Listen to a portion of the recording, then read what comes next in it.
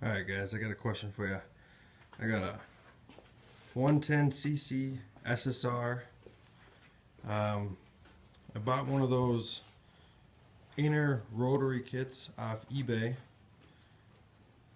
The thing ran before I put it on there, but the guy I bought it from, this sensor right here was broken. So I was thinking if I bought the inner rotary kit, it'd be better, right? So took it all apart, rewired it, had no spark, fucked with it some more, got spark but still wouldn't start. So I just went back, bought a stock Stator kit here, put this on thinking it would start back up,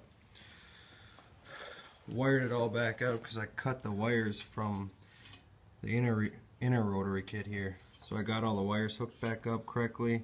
I have spark, bought a new spark plug, but it's still not firing. I'm not sure what the hell's going on anymore. I'm getting fuel spark. I checked the timing. The timing's good. Good gas. Yeah, so if anyone has any idea or has the same problem, let me know. Thank you.